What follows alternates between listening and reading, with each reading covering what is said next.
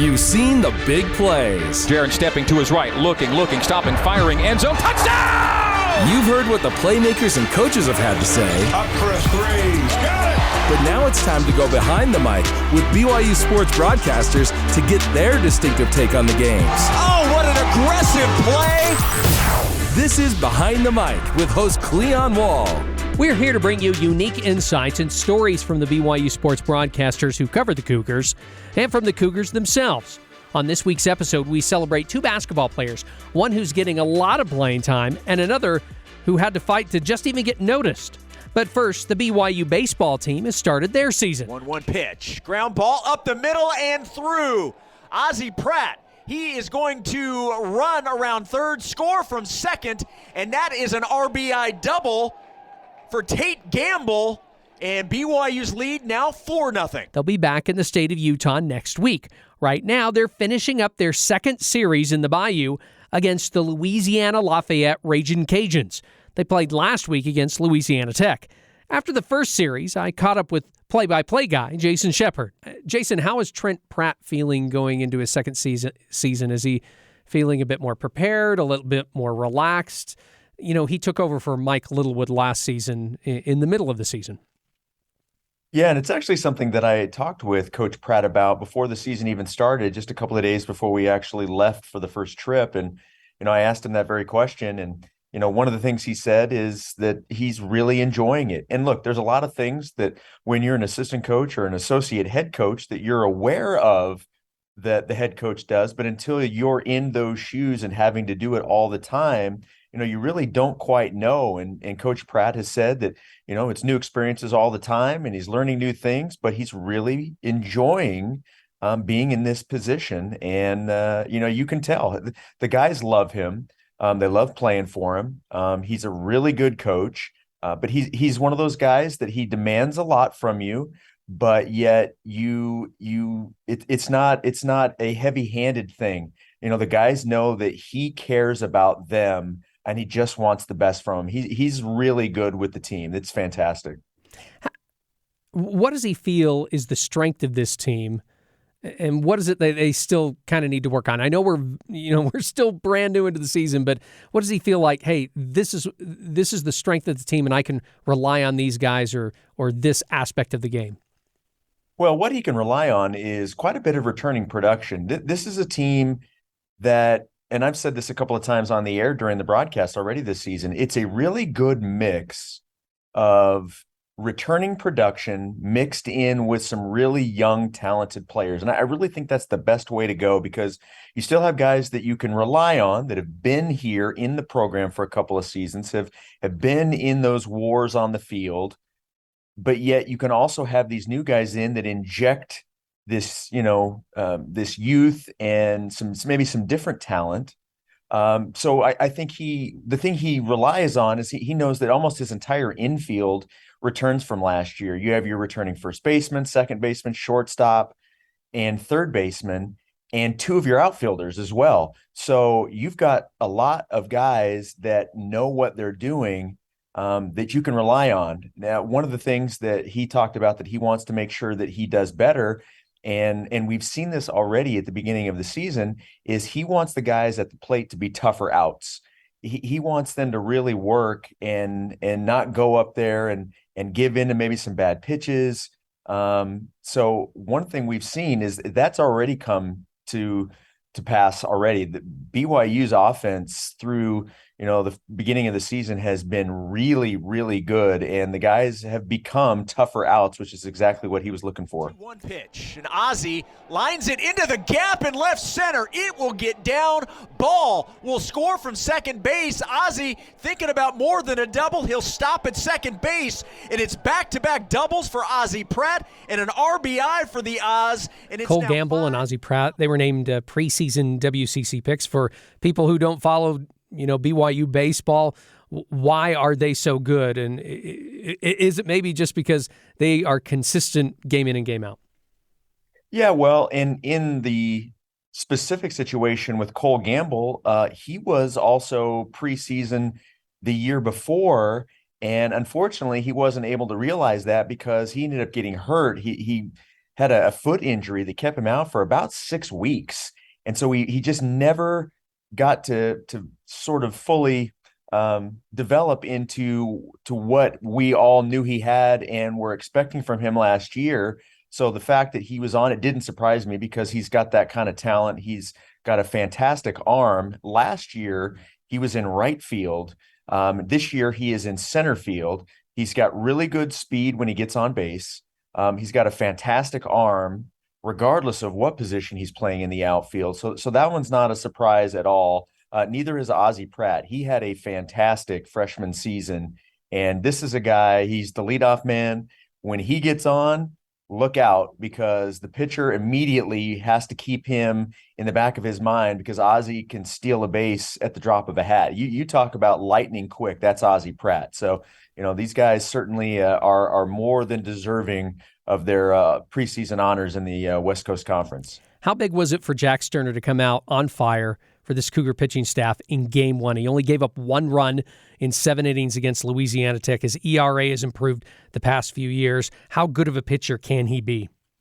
He's fantastic. And I mean, that's why he's the ace. This is what he did last year as well.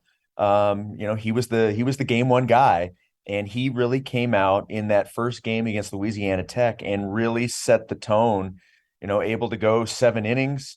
And that's what you're looking for in your starter is, if you can give your bullpen 6 innings before you have to go to any relievers, you're in good shape. If you can have a starter go 7 innings before you have to use anybody in the bullpen, you're in really, really good shape. And Jack's stuff was absolutely on. He had command. His location was perfect. He had guys guessing all night long, and that's exactly what you're looking for from your ace. Cutter Clausen followed it up a couple of games later, giving up no runs in 6 innings. He got a lot of help from his offense, too. But this kid just got off a mission, and I hear myself say that, and I'm very impressed. Yeah, you should be, and everybody was impressed. That was a phenomenal game, and you did mention, and I had him on the post game after that game, and he said, look, it's pretty fun when you're on the mound and you see that you already have like a 5-0 lead and you're just in the second inning.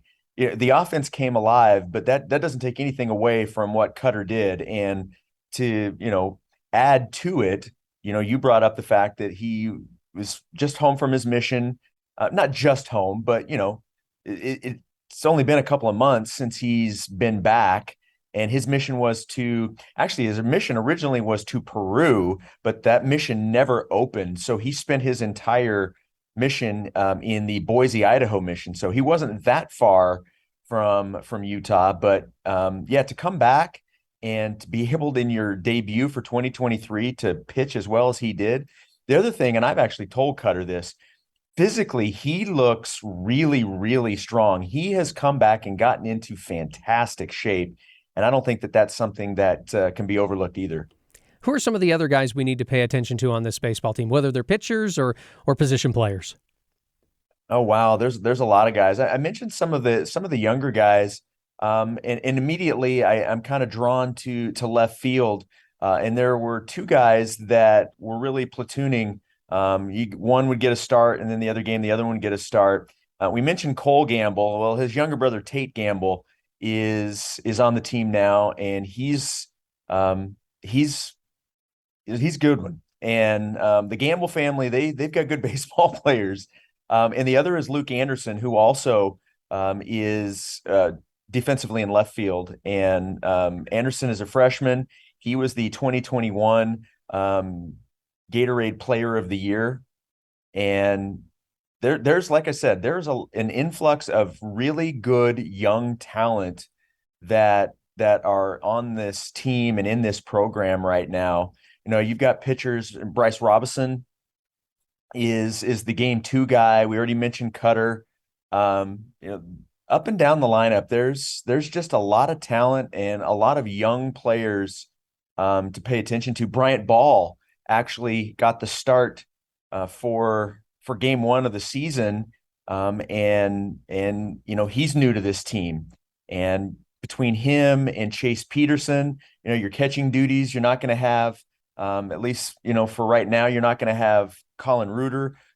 He's waiting to find out some injury situations, so he wasn't with us on this trip. So to be able to have a newcomer like Bryant Ball come in, and then Chase Peterson, who's been here for a couple of seasons, those are some guys to pay attention to. The fun thing is you can sort of mix and match with this lineup, but you're not really going to lose athleticism. You're not going to lose production. That's really what's important about this team, and kind of fun to watch and pay attention to. Gonzaga is expected to be the behemoth of the conference. They were picked to finish first in the preseason coaches poll. San Diego was picked to finish second, and they were the champs last year. And then BYU comes in at number 3.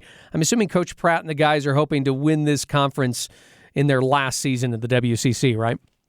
Certainly that's the goal. They obviously would love to do that. I asked Coach Pratt in that same interview that I referenced earlier before the season started. I asked him what he thought about it. And honestly, I knew exactly what he was going to say, because this is just what coaches do. That they doesn't pay much attention to it. Is like, we don't want to be pigeonholed thinking that the highest we can get is 3. But he says, I like where we're picked. That doesn't mean that we don't think we can be better than that. They're going to go out and play the games and let everything, fall where they may. But yeah, Gonzaga is the team that is picked to win, San Diego, and then the Cougars. But this is a team, trust me, I can promise you, they're not going in thinking that they don't have a chance to win this conference. They're going in with that mindset. I can promise you that. Jason, thanks a lot. Enjoy your time in Louisiana. Thanks, Cleon. Appreciate it. Make sure you catch all BYU baseball action live on BYU Radio. BYURadio.org is your online option, or you can stream it on the BYU Radio app. Coming up next, a visit with Cougar point guard Rudi Williams before his final game at the Marriott Center.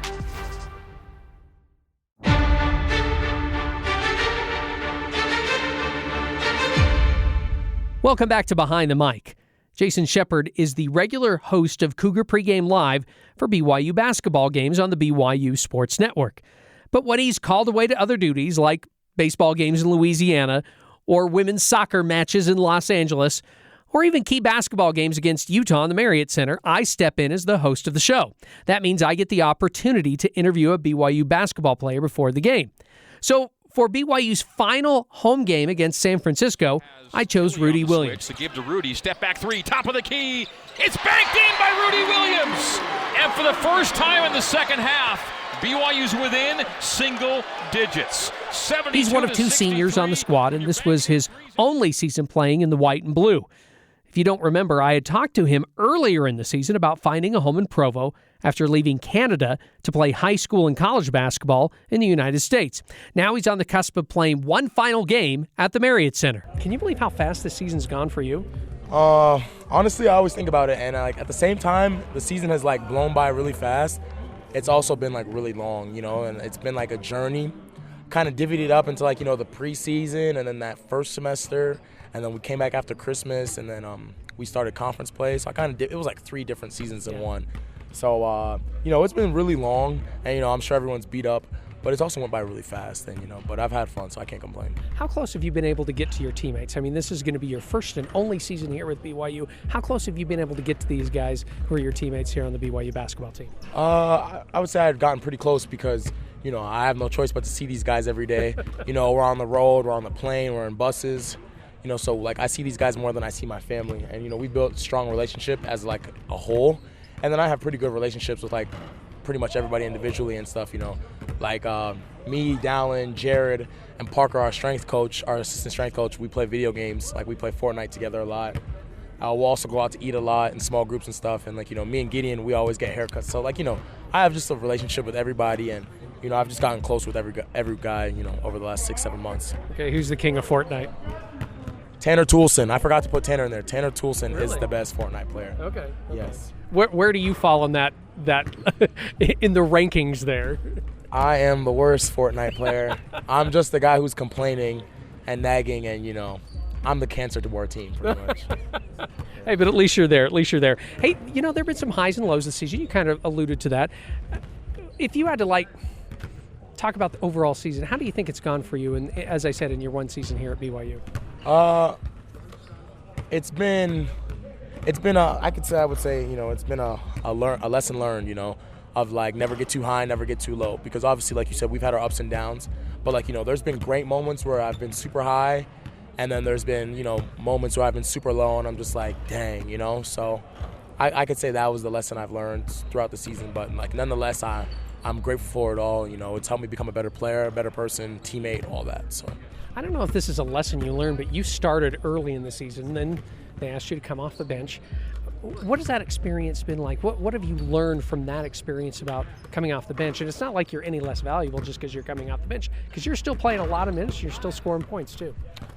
Not much has really changed for me. I said this earlier one time. The only thing that's changed is that they just don't say my name at the beginning of the game. But, I kind of look at it as a plus because I get in super early in the game, and all the starters have ran up and down for 2-3 minutes, and I'm fresh. So, me personally, I was never really too mad about it, and I liked it, and it showed my versatility as a player, and it showed, who I am as a person, selfless enough, fifth-year senior to be able to do something like that and not have an issue with it. So, I'm not it's fine by me. How tough has it been for your team? You're on a 4-game losing streak. You've been so close to winning some of those games, though. How tough has it been on the team where it's just like, man, we're putting in all this work and we're just not quite seeing that W at the end of the day? It's been tough, but the coach and the rest of the staff has done a good job of, just making sure that we always come to the next game, the next practice, the next film session with, a clean heart, a clean soul and all that. We kind of just wipe it off. We understand that, we may have fell short a couple times, but, we got to move on to the next thing. There's no need for extra baggage and worrying about what happened the last game or the last play. You just got to have a next play mentality and a next game mentality and a next day mentality. So, how nice is it, though, that you're coming up on your last game and you get a week to prepare for that last game? It's been pretty good. We're going to have about 3 or 4 good prep days of practice, and we'll definitely be prepared. This is our second go-around with San Fran, so we know what we got to do to stop them and what we got to do to come out on top this time. They have 2 talented guards, and we got to just stop them because last game we didn't, and we'll be ready for them on Saturday. On the other hand, you did have a really good game at San Francisco, at least when it comes to scoring points. You scored 28 points. So you kind of like, I'm not sure I'm going to – are you thinking to yourself, I'm not sure I'm going to repeat that, but – kind of licking your chops like, yeah, I want to play against San Francisco again? Yeah. The way they guard, it was kind of easy for me to get in the paint and, for me to finish at the rim and make plays for my teammates. So hopefully I can reproduce that on Saturday just with a winning effort this time. And if it's more points or less points, I don't really care as long as we come out with the W. It is your last game at the Marriott Center. You're one of 2 seniors who's going to be playing in this game. Are you looking forward to the atmosphere and fans and all that coming up in your last game here at the Marriott Center? Yes. I will probably take my fair share of looks in the Rock, because I'm probably not going to see it again in person, at least playing that way. And, I'm going to soak it all in. I'm going to leave it all on the floor. The fans, even like I said, during the highs and lows, they've always been supporting us, and they've always showed up every game. So, I'm grateful for that, and I'm going to take it in one last time. Any family, friends, anyone like that coming to your last game here at the Marriott Center? Yeah. So my mom, my brother, and then my younger sister, they're all going to be in town. I think they get here on Friday. So that'll be fun. My mom, she's seen me play this year when we were up in Bahamas, but she hasn't seen a game in the Marriott Center yet. So I'm excited for them to see that. What have you told them anything about what's being prepared like before the game, or being honored before the game at all? Yeah, they know there's going to be like a little presentation, and they're going to have to walk out and stuff. So they're ready for that. But I'm just more focused on the game right now. I don't really want to have too many distractions because at the end of the day, we got to win. That's priority number 1. So. Is it hard not to think, though, about getting a little emotional because it is the last home game and your family's going to be here? How do you prevent from getting a little bit too emotional and just saying, hey, we still got to play a basketball game? I guess I would just say, I can't think too much of it. I am grateful that my family's going to be here, and I'm grateful that it's going to be I get to play in the Marriott one last time. But at the end of the day, I just have to realize that my first priority is winning a game. So I got to do that. Okay, last question here for you. You mentioned you lost to San Francisco. What do you think the key is for this game to be able to come out with a W, have a little bit of momentum going into the West Coast Conference tournament? I would just say, just limit their guards. Those 2 guards, Shabazz and Roberts, they're pretty dynamic, and we're just going to have to limit them, hold them under their average, and just got to make it tough for them all night. And I'm sure, playing in the Marriott Center is going to be a difference maker for them too. So, Rudi, thanks a lot. Appreciate you, boss. Thank you. Hands off to Williams. Williams, step back deep. The 2. step back. Oh! The step back. Rudi Williams. Rudi Williams has provided a lot of highlights this season for the BYU basketball team, including some big shots in victories. The same couldn't be said for Jared McGregor, but his 2 baskets against Western Oregon on December 15th created quite a stir for the BYU bench. Stewart to the bump. Left corner. 3-pointer. Good for Jared McGregor. Hey. J-Mac. Great shot with his first points of the season. McGregor is a walk-on, but we've seen plenty of walk-on basketball players make shots in games. 30, they beat Westminster by 30, 100-70. J-Mac says, I don't want your synchronicity. I want another 3. Jared McGregor makes it a 33-point game, 97-60. The Cougars' number 51, who played at Westlake High School in Saratoga Springs, started off as a manager on this BYU basketball team. Just last year, on his Instagram page, he posted that he had mopped floors at 16 games and that no player slipped on his side of the court from unmopped sweat.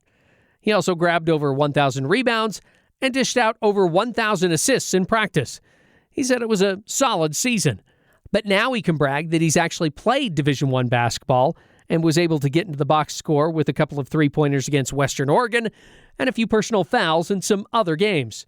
Here's a feature story on McGregor from BYUtv. You'll first hear from head coach Mark Pope and then Jared McGregor. I've never had a manager become a walk-on, as far as I can remember. And I had zero expectation that Jared McGregor would ever make the transition from a manager to a walk-on. I had none. I was there the whole year, last year, wiping up the sweat and during the games, during practice, setting up for practices and taking down practices and just doing all the grunt work and behind the scenes. As time went on, last season ended and sat down with the coaches and was just like, all right, like, oh, I'd love to do this thing. What are my options? What can I do? They did a really good job at giving me expectations, what I could expect. Everybody on staff probably told them the same thing. We don't think there's a real chance, but if you really want to do it, this is what you do, and it comes down to a pretty simple recipe. You just have to stay in the gym all day long and drag everybody in the gym that you can all spring and summer and fall, and he did that. And he did it with no real tangible hope that he was going to achieve the outcome he wanted. He just refused to say no. It was more of a internal thing where it was like, if I want to do this, I gotta dig in and do what it takes. Come to the gym with the players, not necessarily focus on myself, but just doing what the coach needed me to do and helping other players. So there were a lot of times where it was a little discouraging just because I had no idea what was going to happen. It was a long process from the end of last season to when I found out. It was probably a 4 or 5 month gap where I was just, I'd get in the gym, I'd work out, and I'd go home questioning, is this really going to happen? I don't really know, but I knew that in the long run, I wouldn't regret if I just came in, went to work as much as I could, and I could live with the result. And things worked out to where I could get on the team, and I told them I'd shoot it wherever I was, and so I did from the corner, and I drilled it, and obviously it was a big relief. He makes that shot, and he's got all this courage and this ferocity and all this emotion for his lifetime, and then for 2 years hanging on by a thread. When everybody told him he had no chance, including the decision makers, and only he knows how many dark nights he had where he doubted himself, where he's like, what am I doing? This is never gonna work. But he just would get up the next morning and come and fight again. And if you could capture all of that emotion into one moment, and it's not like he flashed this huge, giant smile, it's not like he was throwing a fist up in the air as he ran back. It was just this very personal moment of, I did it, right? When nobody thought I could do it. And I didn't know there's so many times I didn't know if I could do it. I did it. And I was really blessed because I could just see I had a perfect view of his face and see that kind of wash over him. It's wild to be in that position because you dream about that moment in the Marriott Center with the rock and in a BYU uniform. So that was a dream come true. And then after that, all my teammates came and congratulated me. It was just all-around fun experience. All right, BYU TV sports producer Brandon Crow, he oversaw the feature on Jared McGregor. when did you guys first learn about the story about Jared and from whom? So one of our students, Kennedy Miller, she is kind of like my team captain here on the features unit. She's very close with some of the guys that are on the team, and she actually brought this to our attention in December. But because of like finals and the schedule with breaks and things like that, we weren't able to get to it. What makes you think, yeah, we should feature this guy? We should do something on Jared McGregor for pregame for television. It's a great story. Everybody loves to hear about these players, and they want to have some sort of investing interest when they watch the games. And to hear a story like Jared McGregor, who grew up wanting to play for BYU, coming here, he was a trainer. He was told that the odds were all against him and that he was not going to be able to do anything remotely close to being able to come onto the team. And he just said, you know what? Forget you guys. I'm going to try and do the best that I can. So Mark Pope was more than willing to talk about Jared McGregor. How willing was Jared to talk about Jared McGregor? Now that's the better question. So Pope was very excited to be able to shine light on Jared, but Jared, very humble kid, very reserved, and it was a little tough at first trying to break his shell. But once he was able to get going, and once we started talking to him about it, you could really see the passion that he had, and you could just really see how genuine of a moment for him, and to see all the hard work that he had put forth into trying to chase his dream and to see it come true. You could see it all on his face as we were interviewing him. It was great. Okay, last question. Sure. Do you feel like you did him justice? Like he'll be able to point his kids to his feature on him and say, look, I can prove that I did play college basketball, and look, they did a feature on me on BYUtv. And what Kennedy and Josh and Nelson and those guys were able to come up with, I think they did do it justice. And especially the cherry on top was how emotional Mark Pope got in the interview. And that right there is the moment. And you want to make sure that when you're doing stuff like this, that when you have moments like that you are able to present it to the people, and then you unplug and you get out. You don't want it to linger too long. You don't want people to forget about that moment. And so because we're able to have that moment with Mark Pope and sit down and talk with Jared, I think we did justice to his story. Brandon, thanks a lot. Thank you, Cleon. That's going to do it for the show. Download and subscribe to Behind the Mic wherever you find podcasts, or listen to all episodes on the BYU Radio app. Behind the Mic is a production of BYU Radio.